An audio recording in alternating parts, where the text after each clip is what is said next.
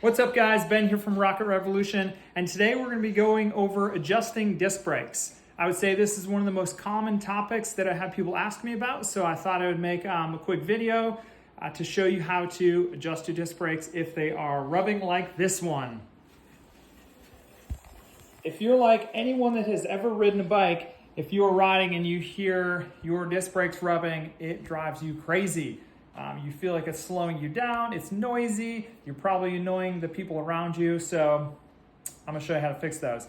So right now we have our front disc rotor is rubbing. So what that means is our brake pads, either both or one of them, is rubbing up against the disc rotor. So there's two things we're going to do. For starters, we're gonna take the wheel off so we can get to the brake caliper, which is this here where the brake pads sit. So we're gonna go ahead and take the through axle out. Make it easier to access the caliper. So this is our brake rotor. This is our caliper here. And then inside of the caliper are the actual brake pads. We'll go ahead and put our wheel to the side. And there's a couple things that can be going on here. When we hear that rubbing, oftentimes if you take your front wheel off, if you're the type of person that puts their bike in their car by taking the front of the rear wheel off, oftentimes we can pull the brake lever, which advances the pistons, the brake pads in, and when there's no rotor there for them to hit, just like in a car, they're just gonna keep coming together and they're gonna stay there. When the brake pads come together, the pistons, and they hit the rotor, they're gonna stop there and then retract. But if there's no rotor, they're gonna come all the way together and then they're gonna track just a little bit. So that way, they're not retracting all the way and they're gonna hang up and hit our brake pads, causing the rubbing sound. So the first thing we wanna do to make sure our brakes are set up properly is whenever there's rubbing, a safe bet is we wanna reset those pistons. So this here is called a brake pad spreader, and the thickness here is basically going to be the width of a rotor. So what we're going to want to do, it's really simple, is we're just going to want to come to the bottom side of the caliper here, and we're just going to slide this in just like that. And what that's doing is it's forcing the brake pads, so it's pushing the pistons all the way back into the caliper. It's pushing the fluid that's in the caliper back up to the shifter. So once that's done, we know that our caliper is now reset, the pistons are pushed back. So from there, we're gonna go ahead and put our wheel back in.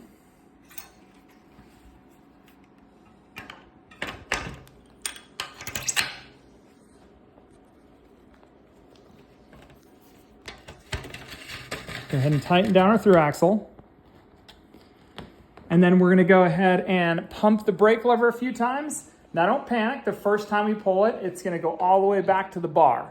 That's because we're re-advancing those pistons. So go ahead and pump it a few times and then we see we're good. Should feel like normal. And then let's go ahead and spin the wheel and see if it's rubbing. We've still got some rubbing. So what that means is our issue is the alignment of the caliper, which is usually the most common thing that's gonna cause rubbing. So what we're gonna do is we wanna use, if it's Shimano, I'm using a 4mm rounded Allen key. If we're working on SRAM brakes, we're gonna use a T25. So it's that bit that looks like a star. So what we'll do is we have two bolts here on the caliper. These are 4mm Allen keys. And we're gonna go ahead and loosen the bottom, and we're gonna loosen the top. And now we have our caliper is just loose on there. We don't wanna undo these all the way, just a little bit so the caliper is loose. Now what we're gonna do is we're going to squeeze the front brake, and we're gonna hold it down with some pretty good force. And now we can see the caliper is tight on there. So what that has done is this has centered the caliper on the rotor.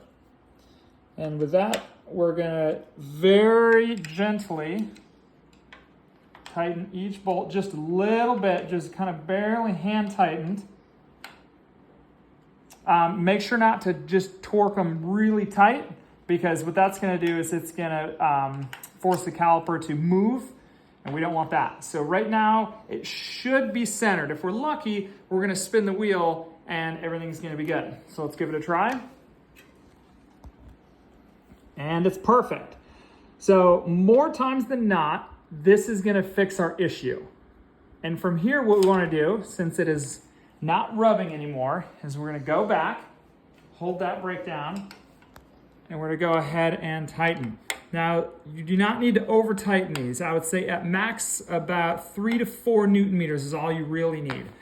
So we're not putting 10 to 12 Newton meters on there. We don't need to get a lot of leverage, which is using a rounded head Allen key like this. It's really good for that. Not meant for putting a lot of torque. Now, you might be asking, what happens if that didn't work? Because it's not always perfect. Sometimes if you have a caliper that doesn't sit quite flush on the fork, we're not so lucky. So what you want to do in that case is, let's just go ahead and I'll demonstrate here.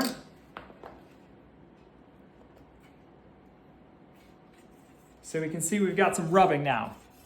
I've moved the caliper a little bit. So if we go through that process and the caliper, the pads are still rubbing on the rotor, what I like to do is I like to take a really bright rag, like this yellow rag here. It gives us some really nice contrast, so we can look through the caliper, the brake pads, and then we can see that yellow in the back.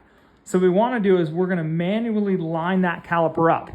And so if we can see, right there on the inside pad, it's touching the rotor. So what we want to do is I have this caliper just barely hand tight on here. And so we're just going to use our hands. We're going to push until we got a little bit of daylight there. Let's go ahead and spin. And you can see that's perfect. Our rotor is nice and true, and we have no rubbing. So from there, we're going to grab our 4mm Allen key. I'm going to go ahead and tighten that caliper back down. And we'll go ahead, spin it, and check again.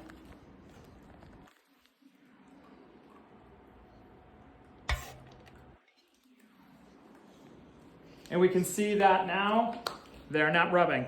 So for the rear brake, it's going to be the exact same procedure than the front. So this should help you with any of your issues. If you still have some rubbing, that's going to mean your brake pads are either totally worn out. So if we look through there and you can't see any brake pad on top of that metal brake shoe, that means you're metal on metal and your pistons are all the way retracted, and that means you definitely need some new brake pads. So if you're having some kind of metallic grinding noise when you're braking and you cannot get rid of the rubbing with the 2 steps I just showed, it's time for some new brake pads. That's it for today. Thanks for watching, guys.